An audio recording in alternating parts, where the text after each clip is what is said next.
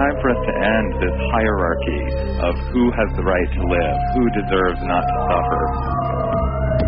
As an Indigenous person, the fur trade represents so much more to me than just animal abuse. It represents cultural genocide.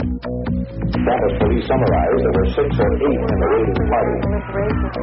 We would not know about the terrible conditions. These kinds of actions are going to be more and more frequent. Every laboratory briefing comes from information from inside the lab, from someone who works there, who's sick of hearing the animals scream. They found the animals crippled and helpless, unable to use their arms and legs, no food or medical care, broken bones, fingers and toes torn off. 14 of the 2 dozen protesters were blocking the entrance of the... That's why the receptionists say the animals have been taken to an undisclosed location out of state. We want the public to learn the truth, that our government is operating concentration camps for animals.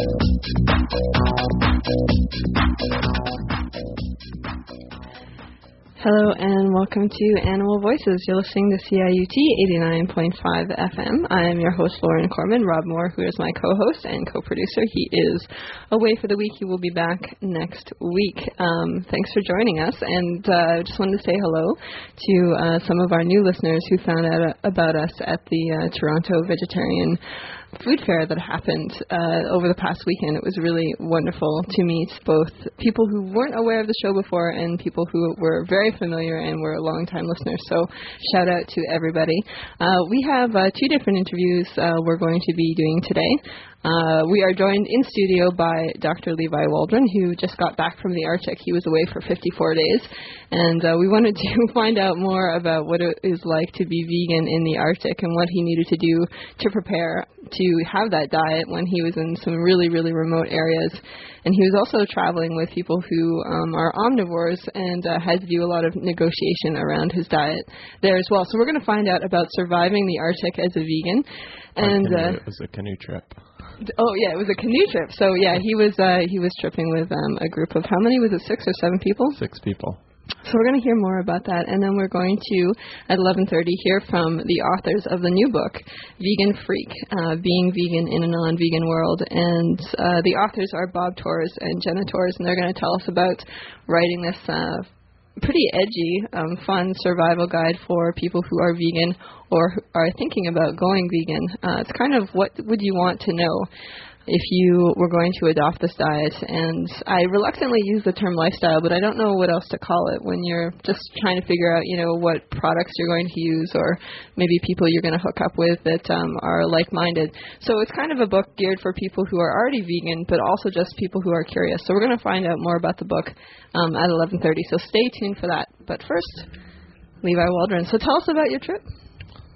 Well, where should I start? Well, tell us about maybe about what inspired you to go on this trip and what experience you had before you left. All right. Well, this was actually my second Arctic canoe trip. I was there once 3 years ago, and 3 of us from the previous trip had decided last fall that we were going to go back up again, and we found 3 more people to round it out to 6.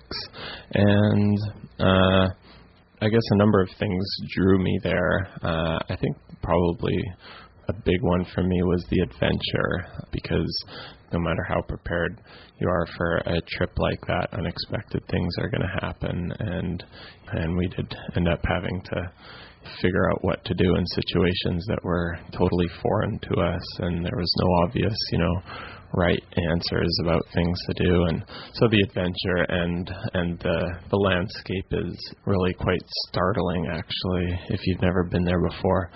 This trip was 1,050 kilometers long, and there were no trees anywhere along the trip. So right from the start, it's this landscape where you can just see for what seems like endless distances and everything. You just see everything on a completely different scale. I don't know, it takes getting used to understanding how large everything is that you can see. And, when you're up on a little rise, you can see for, tens of kilometers all around. And the wildlife, it's an area like plains or I guess like the Serengeti where the animals don't hide particularly. There aren't a lot of places to hide, so they're just out in the open, and so some pretty amazing wildlife viewing opportunities, and the canoeing is outstanding. I mean, we were able to canoe along this one river. We were on the Bailey and the Back rivers, and we were along them for like 950 kilometers with only 7 portages, lots of white water, gorgeous, clean, crystal clear water, and no development or people living anywhere along the way, so it's complete wilderness. Wow. So there are a lot of draws to going up there, and the midnight sun, and yeah. And so when did you leave? We started our trip, we took the bus. I took the bus 3.5 days up to Yellowknife on like June 20th, and our trip started June 25th. We were flown into the headwaters of the Bailey River, and there was still quite a bit of ice at that time. Wow. And then we finished, I think, in the end, August 16th, something like that, or 17th. And a trip like this, because you're not going to be able to get food from anywhere else, it's not like you're going to be able to get out of your canoes at some point and go to a grocery store. There's a lot of planning involved with not only your gear, but also your food as well, and that's really where the veganism came into play. Tell us a bit about how you prepared to eat a vegan diet with other people that were going to be eating vegetarian, what you did to prepare as a vegan for going on a trip like that for 54 days. Yeah, that's right. We couldn't pick up a whole lot of food along the way. I did do some browsing on some local edible wild plants. But, great. But yeah, we brought our food with us. We had about 800 pounds of food that we were carrying, and I was off traveling at the time, and so I wasn't able to take as big a role in the menu preparation as I normally would have, but it was in the capable hands of one of the other people on our trip who is a vegetarian, and she was able to, she basically put together a 9-day menu rotation, which was mostly vegan. So I think it was made definitely a lot easier by the fact that there were a couple of other vegetarians on the trip, and that everyone was supportive of the fact that I'm vegan and willing to eat a mostly vegan diet for the trip. So yeah, I had some input into the menu and made some suggestions for how to make some of the meals without any dairy products in them. I think for a lot of people, when they're in a situation where they're not necessarily surrounded by vegans, a lot of people will ask, well, what do you eat as a vegan? And I think the question is even more pronounced when you're in the Arctic. So what the heck did you eat?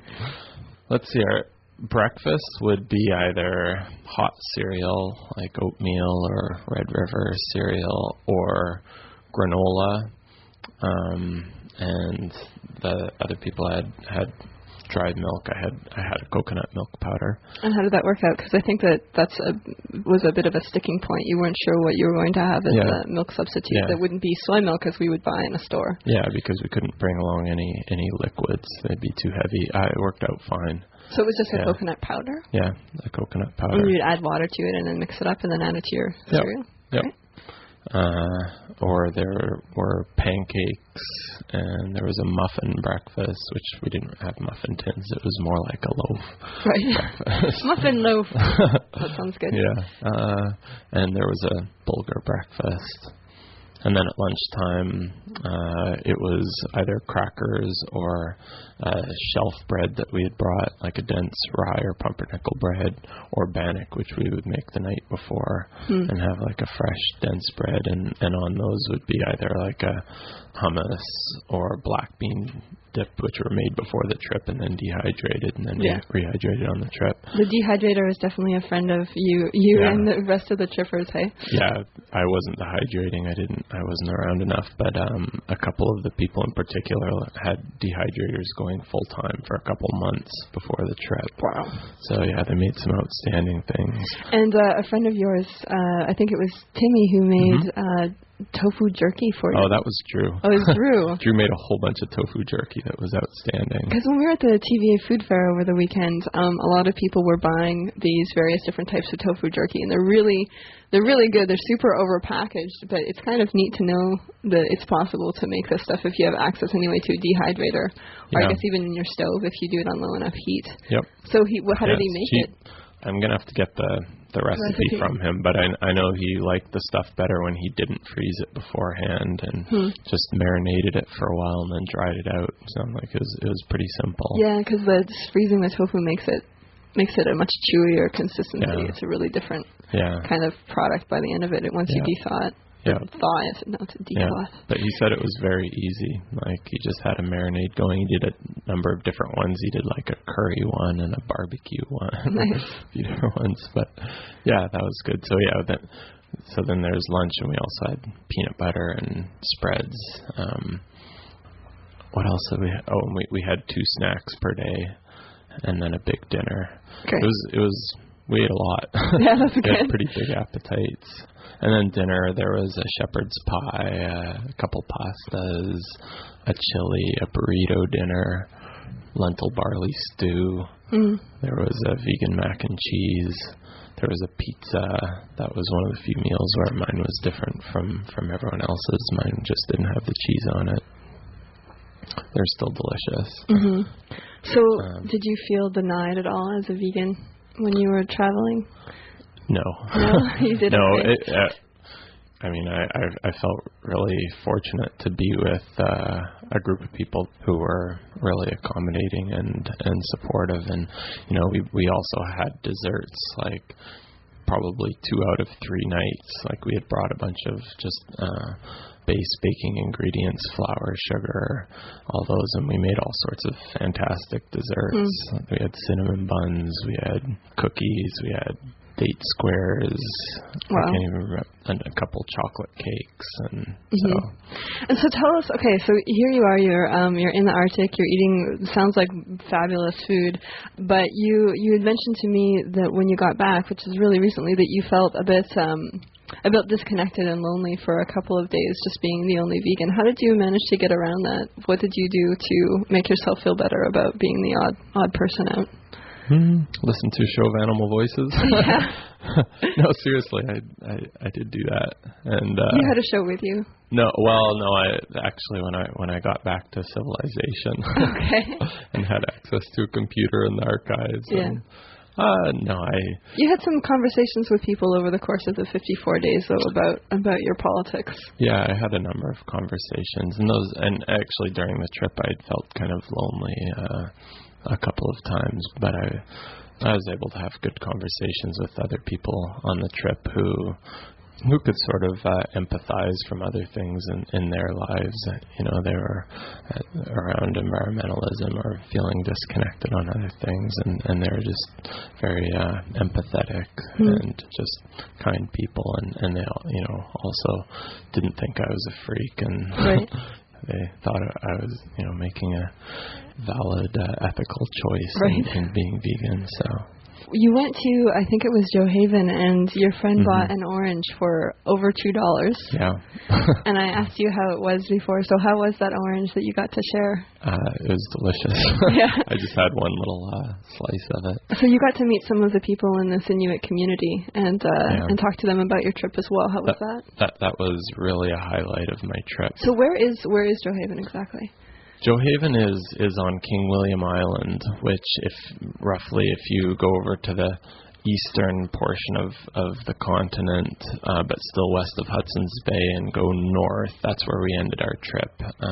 And then you go across the Simpson Strait, like across the water there to the first island. It's a fairly large island. That's Joe Haven. It's up at, about 68 degrees north. And it's a small community of 300 or 400 people. and we only had, because we were late finishing the trip, several days late because the ice hadn't cleared on the ocean yet, and we were having to wait for a boat to be able to come and pick us up to take us across that strait. So we only got to spend like an afternoon in Joe Haven, but I met people who had been born and spent part of their childhood along the back river where we had been paddling, and it was really a highlight for me. It was interesting. Like, I tend to, normally I always feel, I don't know, a little bit uncomfortable or sort of aware of, where animal foods are coming from when I see people eating them, and I never totally felt comfortable seeing that other people eat dairy and such, like on the trip or just in general. But there I was in a community where the diet is really centered around fish and caribou and seal and things like that, and I felt good about it. Yeah. I felt really happy to see them still able to live at least like partially their traditional way of life, and seeing the grocery store with all the corporate foods in there costing like really five times as much as they would cost here. It was. I remember you had talked about that too. You were able to see some pictures from the 1950s, I think, from one woman who was really excited to show you some of the pictures of her family, and you were talking about the fur coats that they were wearing and all the different skins that they were wearing, and your experience of seeing those pictures was so radically different than what most people, I think, would expect from an animal rights or a vegan perspective, which I think is something that often vegans, animal rights people will get challenged on, is that, are you saying that First Nations communities shouldn't be able to hunt or shouldn't be able to clothe themselves for subsistence? And it's, I think that your experience and what you had told me about is just such a clear representation of the exact opposite of what those people would expect, that this felt really good, that this seemed ethically in line with what veganism is about. Yeah, I mean, I enjoyed seeing those pictures so much, and I don't know, I feel that it's kind of hard to put into words how I feel, but whereas I feel terrible about the practices that, our colonizing society has brought all over the world with factory farming and all this completely exploitive, unnecessary use of animals, it just seemed like a completely different situation where that's what was necessary for people. It still is necessary for people to live in that area, and the suffering that those animals experience, which I'm sure there still is some when they're killed, but is so much less than what a pig in a factory farm is going to go through during their lives. Yeah, and it's just not comparable when you look at fur farming. No. A mink coat as opposed to, some other wild animal that was killed and then worn so people can stay warm. Yeah, I feel like they should be different colors or something. Yeah, so people can know. Lamia, I wanted to talk to you a little bit too, because you just got back from Australia. Sure did. And the other one was traveling, and you, I assume, ate fairly vegan when you went. Totally vegan. Yeah, how was that in Australia? Where were you? I was mostly in South Australia and Victoria with a friend for about 5 weeks, and there it was pretty easy. Like, she's formerly vegetarian, her partner is a meat eater, but they were just like, we'll eat vegan while you're here. I was there for 2 months, and in the middle of it I took a 3-week trip, and that was a bit more of a challenge, but I just brought all my food with me. I think the only thing I would have ate that is a dodgy little debate in vegan land is honey. To just deal, because that was what was around, and I was also working with a budget too. But it was good. I ate great, and I mean, it was also like Australia, and when I went on the 3-week trip, I went up to the tropics, so it was like fruit and avocados, and you could just drive up and buy some mandarins and drive away. It was great from the side of the road. So it's pretty radically different experiences. And they have, in Australia, there's not much drip coffee, like to the point where nobody really knows what it is. So even in gas stations and stuff, they have espresso makers and lattes, and everywhere there's soy milk. So you can get soy lattes from the gas station along the highway. Sounds pretty luxurious. It was pretty nice. So do you have any tips, either of you actually? I wanted to find out if you have any tips for people who are traveling as vegans. I know, Levi, you had come on and talked about your experience traveling in Guatemala before, and I know this was quite a different experience, but just any ideas for people who are either trippers going to go and do a canoe trip, or for people who are flying over an ocean and landing down in a different country, what you did to prepare, or any ideas you have for people who want to maintain their diet in a different place? I did a little research on like restaurants and stuff in the big cities, but I also had the bonus of knowing that I was going to be in a house with my friends, so I could go to a grocery store, And I did ask, I was like, is soy milk accessible? And she was like, yeah, we drink soy milk, it's everywhere. I think in this day and age, I mean, visiting another, like Western country, colonizer country, it's going to have soy milk and all the, like soy milk. That's what I need to keep a vegan happy, I think. Yeah. And Levi, I know that you had to do a lot of preparation. So when you had done research initially for this trip, you couldn't really find very much for people who had been in remote areas. Do you think you'll maybe do a zine or something, or put information out there? What did you do to prepare? Well, and what advice do you have? I don't know. I think in general for traveling, answering your first question, I think what's important is to, if you have ethical beliefs about your diet, to treat them with the respect and importance that you feel like they have. You don't need to minimize the importance of your own ethical concerns in strange environments. And my experience is that if you're just upfront about it and let people know that they're also respectful of it, and so I think that goes a long ways.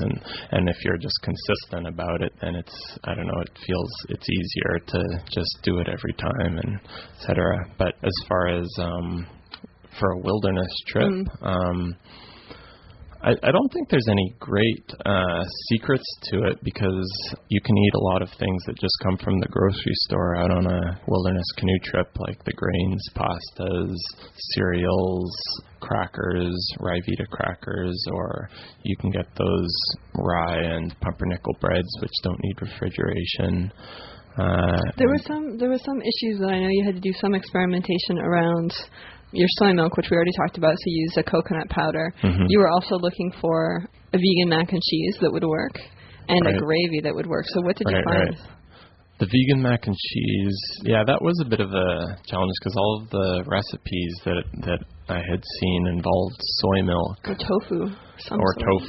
And I think actually we could have you can get tofu in Tetra Pak, so that might have been a good thing to do, but then you can't blend it. They require blending. So I don't know, because it was actually a friend of mine who found the recipe. Olivia is going to have to tell us.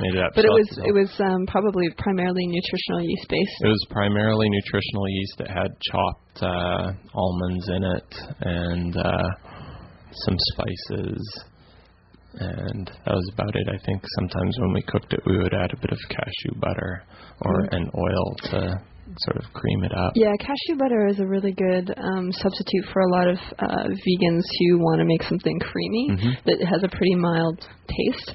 But if we can convince you, can we get Olivia to give us the recipe, and then we'll post it on the website for people who are curious about how you would make a portable vegan mac and cheese that doesn't involve tofu. That's pretty delicious, because you sounded like you really enjoyed that dish. However, I can tell you, if you're going somewhere with a cold climate, cashew butter is kind of hard to use compared to almond butter and peanut butter. Stay much more pliable when it's cold. The cashew butter kind of became a brick. Oh, there you go. So if you're in the Arctic, you should probably talk to Levi anyway if you're going to travel in the Arctic as a vegan. Do. We can always get you in contact with him.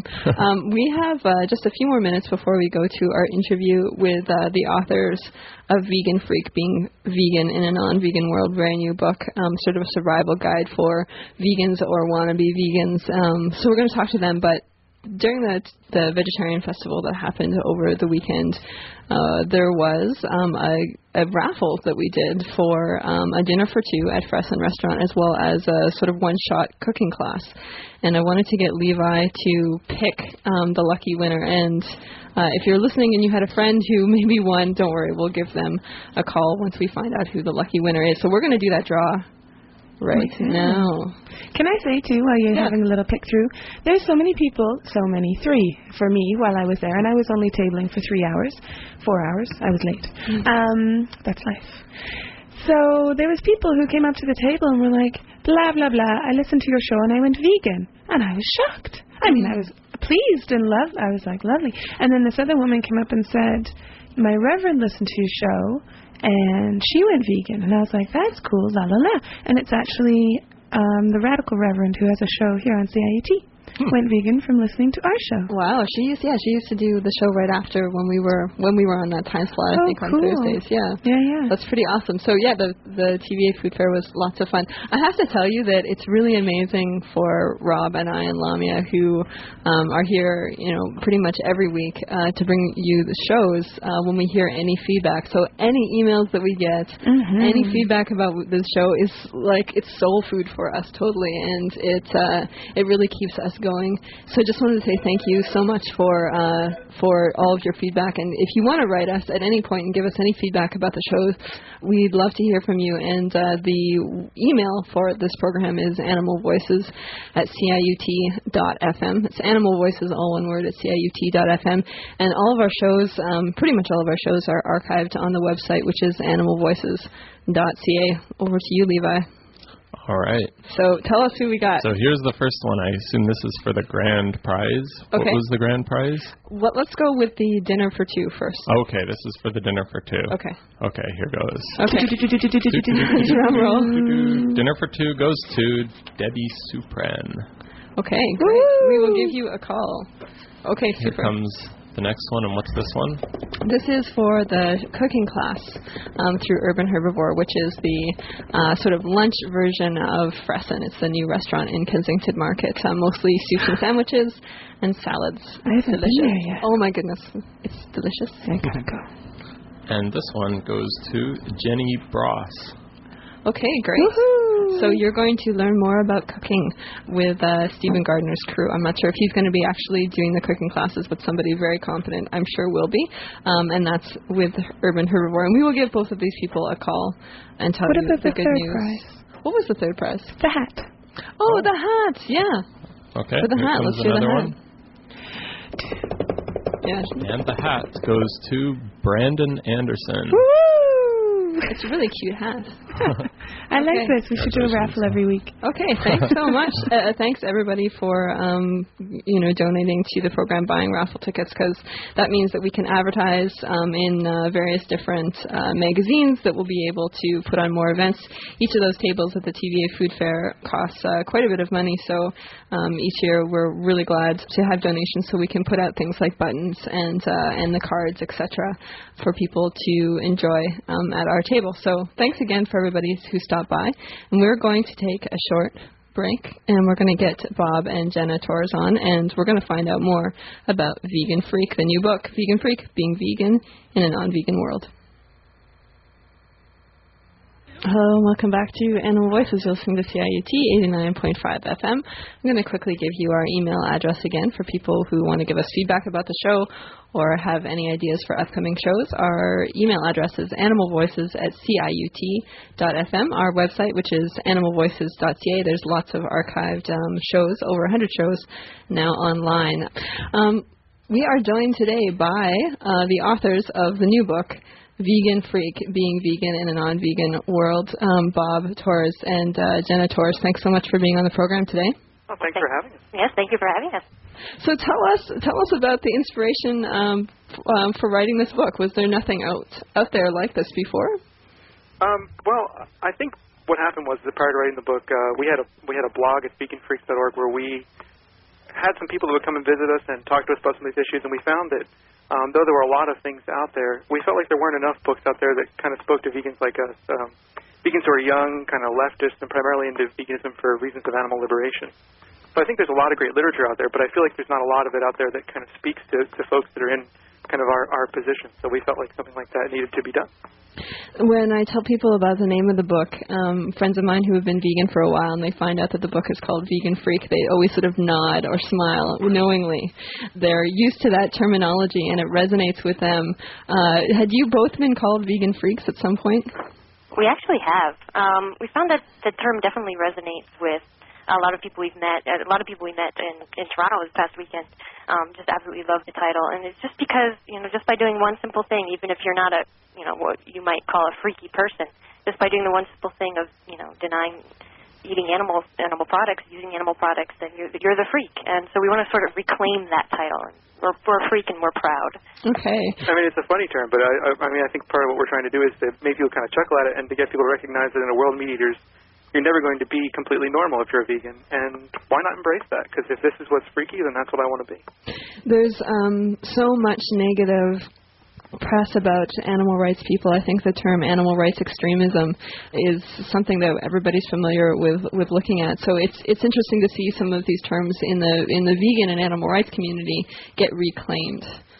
Well, thanks. I wanted to find out more. I gave a little bit of a description about who the book is for, but it seems like this book walks a fine line between sort of a very, very intro book for people who don't know necessarily anything about veganism, and then people who have been vegan for a really long time. How did you walk that line, and who did you intend the book to be for? Well, we had a couple of different audiences for the book, and one is definitely people who are on the verge of considering veganism and maybe needed that extra push. So that's why we provide a lot of the arguments for going vegan from an animal rights perspective. But we did have a couple of different audiences. It's difficult, I imagine, to write for a bunch of different audiences in the same book. It can be. I mean, I think one of the things that I just add to what Jenna said is that this is essentially the vegan book that I think we wanted when we became vegan. We had been vegetarians for a very long time, and we had read a lot of the stuff that was out there, but I felt like as I was getting ready to go vegan, I needed kind of a refresher on some of these things. And what we kind of wanted to do was pull together all this stuff in one place so that people who were right on the border of going vegan could actually read all this stuff again, and maybe folks who were just getting into it could get an introduction to some of the literature. So it was a hard line to walk, but this is, like I said, essentially the book that we wanted but couldn't find. Right. I like the dedication. You dedicate it to your companion animals, and also to, it says, for Dan, the original commie vegan freak. Tell us about Dan. Who is he, and what has he meant to you in terms of your transition to a vegan diet? Actually, for full-time work, I'm a college professor, and Dan was a student of mine. And when I started working at the job I'm at now, I was a vegetarian, and Dan would kind of politely ask me questions about veganism. And at the time, I thought veganism was a little out there. And over time, having someone like Dan to talk to, who I could approach him with honest questions, I could approach him with challenges, having someone like that was really useful for me because it helped me to kind of ask some of these questions that I had, some of the issues that I was raising. So Dan was really important for us in moving into veganism because it showed us that there was a rational process behind it, and he helped introduce some of that rationality. Yeah, I'd like to call him our vegan mentor because he was just a great inspiration. He reminded us why we became vegetarian in the first place, and that if we were really serious about it, we need to make that extra step towards veganism. So you had said, I think it was Bob, you had said that this was the book that you wish that you had when you went vegan. So Bob and Jenna, what did you want to know? What were you looking for that you didn't have very easy access to when you initially went vegan that you were searching out? Well, part of it was a lot of the practical advice that we couldn't find anywhere, where do I go to buy toiletries now? It's like, I need some soap, and soap has animal products in it, and now where do I do? Especially because we live in a fairly rural area, and it's not easily accessible. So a lot of the practical things, we ended up having to go onto the Internet and finding vegan communities and talking with them and getting a lot of advice. And so we wanted to put all that advice into one place. Also, I think we wanted vegans to realize that they're not alone. Right now there are some vegans who are sitting in some rural locale and they're feeling terrifically alone. And I guess I kind of thought of this book as kind of a paper-based support network for those folks. The Carol Adams book, Living on Meat Eaters, is really a vital book for me as I was transitioning into veganism. But I felt like the book, not a critique of the book, I just felt like the book really wasn't getting out to a lot of younger audiences, and I felt like we could kind of recast some of our ideas in ways that would be maybe better received by younger folks. Because I feel like there's some of that awareness missing. If I go on the Internet and look at some forums or I talk to other vegans I know, I feel like maybe some of the advice that she has is kind of going unheard from people who are, under 30. I think that, yeah, you raise sort of two major issues. One, I've really been meaning to do a show for a while on vegetarians and vegans in rural communities, because so often we're so incredibly urban centered. That's the first thing that I think this book is really great for. And secondly, the sort of the youth audience. I mean, one of the things that struck me, when I first got the book, I was flipping through it, and I think it was the chapter on going all AR hardcore, the hardcore AR chapter. There was a lot of swears initially in the first part of that, and I thought, this is really not the same thing as opening up a John Robbins book. This has a very different feel to it. It's not what you would expect from sort of a regular, like a health book or something like that, if you were learning about veganism. Well, yeah, and I'm kind of glad to hear that, because in a lot of ways we've been influenced. I kind of grew up in punk culture in a way. And I mean that in kind of the old school punk culture way, not in the kind of the Blink-182 way. Right. And I kind of drew a lot from that as I wrote this book. And I think, like I said, I think there's like a youthful vegetarian culture out there, and I don't think there are that many books that tap into it. I think Herbivore Magazine is one of those things that does maybe tap into it. Right. They were kind of a big influence for us. And I think like Sarah Kramer's work and Isa Chandra Moskowitz, who's coming out with a new book soon, I think these folks are tapping into it, but I felt like we needed kind of living among meteors for our generation. I was thinking about how your book falls into a trend that I've been noticing in veganism in general, which is you're mentioning herbivore and these various different places. It's like third wave veganism or something, right? It's sort of like it's a more of a hip version of or sort of a new take on some of these old issues. So tell us about what you can find in the book. There's advice sections, but there's also these practical sections that Jenna had mentioned, where do you get soap? Tell us maybe one or two things, pieces of advice, or your favorite toothpaste that is vegan, things like that, for maybe as teasers for people interested in the book. Well, I think maybe one of my favorite chapters is entitled Hell is Other People, and that's the Carol Adams kind of influence chapter on, just how to deal with your crazy family members and people you have to talk to every day. So we repeat the mantra throughout the chapter is make vegans suffer, and just to make your wishes known, but to do it in a way that you don't have your family totally turned off by you, when you have to sit down to eat dinner with them. Yeah, you mentioned shyness over and over again, that shyness will not serve you as a vegan. It's really tough for people. I know that I really didn't like being at restaurants, for example, when I first started out, and being the annoying person that says, does this have dairy in it or whatnot. And I think Herbivore Magazine, they have a button that they put out that's something about embracing your vegan asshole, your inner vegan asshole, because that's really what it feels like when you're kind of bothering people and getting kind of finicky about things. But so you talk about shyness. What do you have advice for people who are just shy and trying to figure out ways of being vegan, but not necessarily put themselves out there? Is there a way around it? Well, I'm typically a rather shy person, and I think people think you have to be confrontational, and they don't want to be confrontational. But if you just say, I just don't want to eat X, Y, and Z, and really explain to people that veganism isn't just meat, it's I don't want to eat mayonnaise, and just explain to people that make your needs known, and that a lot of people will accept it. And I ask you a few questions and just say, I'd like to talk to you about this after dinner, perhaps. So you're not in such a confrontational situation. Sometimes I think confrontation is appropriate. I mean, we tried to walk a line in this book when we were writing it between not really putting down radical action, because on occasion I think actually radical action is quite appropriate. But I think radical action may not be the most appropriate thing at the dinner table. Right. I think you got to walk that fine line between kind of your activism in your daily life, and it's hard to walk sometimes, especially when you look at media representations that play out vegans as either terrorists or hippies or complete fools. And so I think that we got to be mindful of the idea that one vegan is usually assumed to represent every other vegan in the entire world, and this is kind of dangerous because we never assume that one meat eater represents every other meat eater. And so I think we have to be mindful of that as vegans, and I think in our personal relationships we have to take care in that way. These are really good pieces of advice. I'm just wanting to back up for a second and ask you to clarify what you mean by radical action.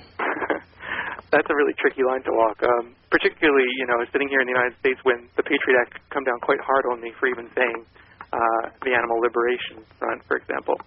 I think that any movement, and I hate to get completely scholarly here, but I'm kind of a Gramscian at heart. I believe that movements need to be fought on a variety of fronts. So I think that there's an appropriate place in the movement for very gentle outreach for farm sanctuary type work, and I think there's a place in the movement for groups like the Animal Liberation Front. And you sort of touch on some of those in the book as well, or do you sort of leave that for other people to address? Well, you leave most of that for other people to address. I think as far as we would go in the book is our second chapter, which is called In Which We Get All AR on You. Right. And I think that's an important chapter for a lot of vegans because I think some of us tend to forget kind of the rational and ethical, theoretical sides of why it is that we're vegan. And so that was actually one of my favorite chapters in the book and one of my favorite chapters to write because I really enjoy talking about this theory, and I think it's something that makes a lot of sense. And I think it's something that if vegans read up on very thoroughly, we could actually make really rational arguments about why it is that we're vegan.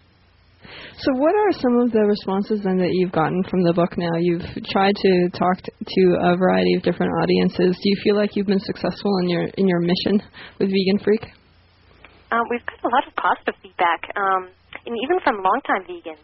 We've heard from people, send us email that I've been vegan for a few years now, but I really like this book because it reminded me why I became vegan and of all those things that they might not even have known when they became vegan. So that was really great for me to hear because that was one of our audiences actually, not necessarily people becoming vegan, but who are already vegan. And we just did a talk this past weekend at the Toronto Vegetarian Food Fair, which is an amazing event. I mean, I'm sure everybody in Toronto knows that. And we had really good feedback from the talk that we did there based on the book. We had kind of a cross-section of ages and a cross-section of interest, and people seemed to respond very positively to talk. So I feel like we've actually found a niche in a good way, and we have some forums online, and we're getting a bunch of different people from pretty much all over the world. And one of the challenges that we're finding actually is distributing the book in other countries. We've got UK distribution, but Canadian distribution has been a challenge for us. Mm-hmm. But that's one of the things is I feel like we're really hitting a nice cross-section of folks from across the world, not just in North America. I'm trying to imagine 8 years ago when I went vegan and having this book in my hands and not having to sort of stumble my way through things and hook up with people who knew about the ins and the outs of veganism. For example, you talk in the book about vegan beers and you talk about vegan condoms, which is something that a lot of people don't know, that a lot of condoms aren't vegan and a lot of alcohol isn't vegan either. And you have a section here called Don't Read This Section If You're Under 18. So maybe you bring people into the book just by the fact that you told them not to read a chapter. Well, that's pretty funny because when I gave a copy of the book to my mom, in the acknowledgments I asked my mom and dad not to read the section on sex toys because I don't want my parents I just don't want to put those two things together ever, Right.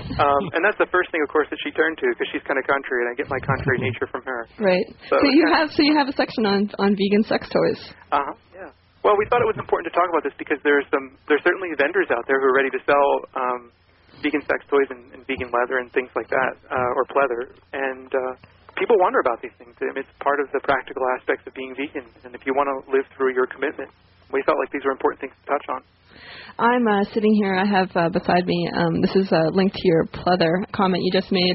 I'm sitting here with a queen bee bag, which I really, really love. It's a great little bag. And a friend of mine, I don't think she would buy anything by Queen Bee because she feels uncomfortable often with buying synthetic goods.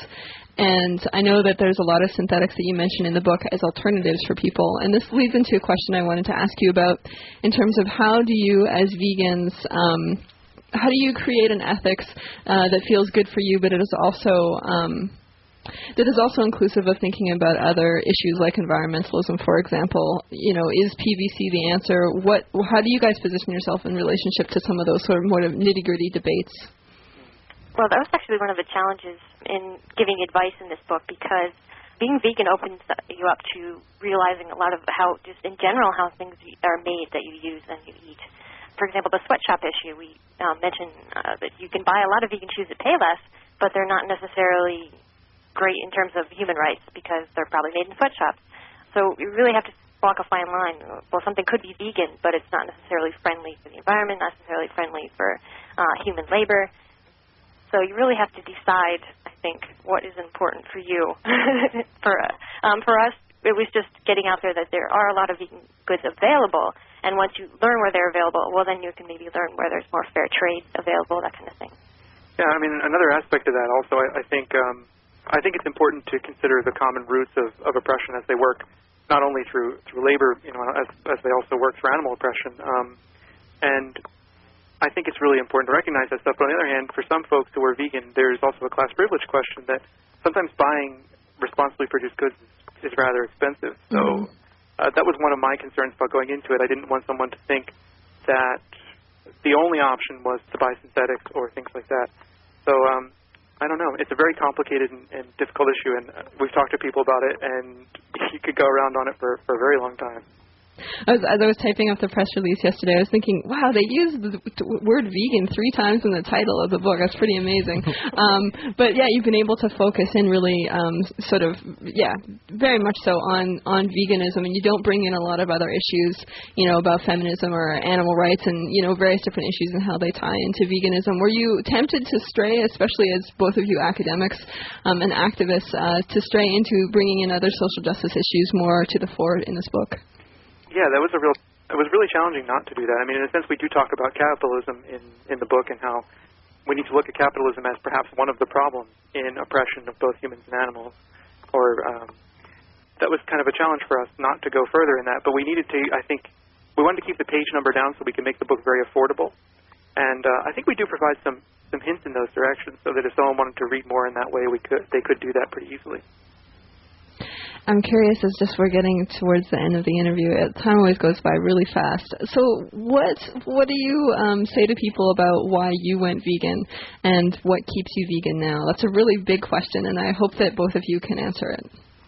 Well, we have our long vegan stories in our book, but part of the inspiration for me becoming vegan was we got a puppy. Oh, yeah? And we had a cat, and we saw the two together, and just taking care of the dog and the cat together and looking at their personalities made me really connect with animals a lot more and made me realize that all the other animals are, just as capable of feeling. And if I wouldn't eat my dog, why would I eat a cow or a pig? And they really helped me make the connection to other animals.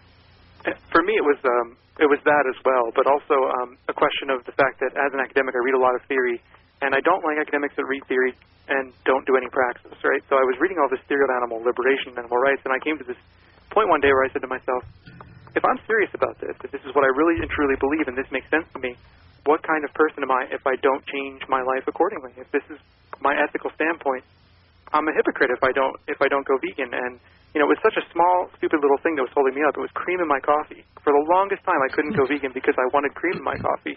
And, in retrospect, that looks like the most stupid thing ever. But at the time, that was a huge block for me because I'm a complete caffeine addict. Okay. So ethically is the main reason I'm a vegan. Could you, I guess, imagine when you were writing this book, could you jump back to when you hadn't been vegan or what you hadn't been vegetarian and trying to put yourself in that mindset about what would be most helpful for people to learn about? Well, for me, it was, I think that the whole chapter on the animal rights that we put in there is just the amazing amount of cruelty that goes into egg production and dairy production. And once people learn about that, I think that is so important for people to understand just what goes on in those industries. And Bob, what about you? Yeah, as I was going vegan, I was actually writing things down and taking a lot of notes, and it was useful to go back and look at that and to try to remember some of the questions I had as I was going vegan. We don't want to make veganism sound difficult. I think actually going vegan is pretty easy, and one of the critiques of the book was that by focusing on all these little tiny ingredients and the things that are out there, it makes veganism look harder than it really is. In a sense, that's not what we were thinking. We were thinking that this could give somebody who was very serious ethically about becoming vegan a lot of advice about how to do it, because these are the questions that we had as we were going there. So it wasn't real hard for me to kind of jump back and think through those issues and try to remember all this stuff as we were going through it. And you've been able to figure out, you've been able to negotiate things with both of your families to make veganism a bit easier around the dinner table. You've been able to, because I think it's always interesting when people are in a position to give advice. I'm always curious if it's worked out in their own families and negotiating with their friends and family. Has it worked out well? Well, our families still think we're freaks, but but they've come around and they understand, I think, after reading our book, actually, why we are doing what we're doing, and they accommodate, and they're even buying some vegan cookbooks, and they're sort of starting to understand. Yeah, I think that they're really coming around. They have a real appreciation for it, and I think it's taken them some time, but I think this is because food is so intimately tied with the way that we live. It's so intimately tied with our culture and with our social situations that it's inevitable that people are going to identify with food and preparing food. So my mother, for example, who loves to prepare lots of food for everybody in the family, and we talk about this in the book very briefly, she felt kind of put out when she couldn't make things, or she didn't know what to make. But after a while, she started to buy some cookbooks. She started to learn some recipes, and now I think she's starting to feel like that she can go back to the role that she knew. So I felt like initially it was a challenge to her role that she identified in, and I think once we negotiated that, it really helped. I'm curious about where you both see the animal rights movement going and what you see as some obstacles or maybe even some hopes for the future, sort of looking forward. This book seems to respond to a gap in the literature that you've seen. Where do you think we're heading right now? I liked earlier when you talked about kind of a third wave. I actually think that there is kind of a movement within a movement that's starting to kind of gear up that is addressing some of the younger folks out there and maybe kind of addressing some of these issues that we addressed in our book. And I think it'd be useful for the movement to move in that direction, at least in terms of getting people interested in and thinking about veganism. But I also think we have kind of a difficult row to hoe in some ways. Again, to get back to the whole media representation, it's that if you look out in the popular media, you rarely ever see vegans represented in a positive light. And I think that's something we have to fight against, because in a lot of ways that perception is sadly reality for some people. If you don't know any other vegans and what you see is a vegan who is actually a complete fool on television, well then, sadly enough, television serves that kind of educational role for some people, and I think we need to fight that.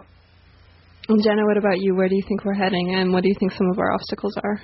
I think some of the biggest obstacles are fighting the power of the meat and dairy and egg industries, and that I think if a lot more people understood what really went on in the industry and the stranglehold that they do have, that they'd be more, they'd consider veganism a lot more. So I think we just need to help make connections, make people understand what really goes on, and hopefully help make, because there's so many people out there that love their pets to death. And how do we help them, for example, see that other animals have the same kind of feelings? So I think that's one of the major obstacles. And I think that this whole third wave, the youth culture, like Bob said, and you said, is definitely a great place to start with this. Thanks so much, both of you, for being on the program. I wanted to make sure you can plug where people can get the book. Veganfreak.com. You can find the book there. I hate to plug Amazon, but I think Amazon.ca has it as well. Okay, great. And I know AK Presses has it out when I was doing a search for you guys yesterday. Right, AK just picked it up. That, which is awesome. Thanks so much for writing this book. Thanks for being on the program. Again, the book is called Vegan Freak, Being Vegan in a Non-Vegan World, and that's by Bob Torres and Jenna Torres. We wish you very much success with your book, and thanks for coming out to the TVA Food Festival. It was awesome to see you both there. Yeah, it was a real pleasure to meet you, and thanks for having us on. Yeah, we had a great time, and thank you. You've been listening to Animal Voices on CIUT 89.5 FM. Thanks to Lamia, who has been teching for us. Thanks to Levi for being in the studio today. I'm your host, Lauren Corman. Stay tuned for Roadrunner.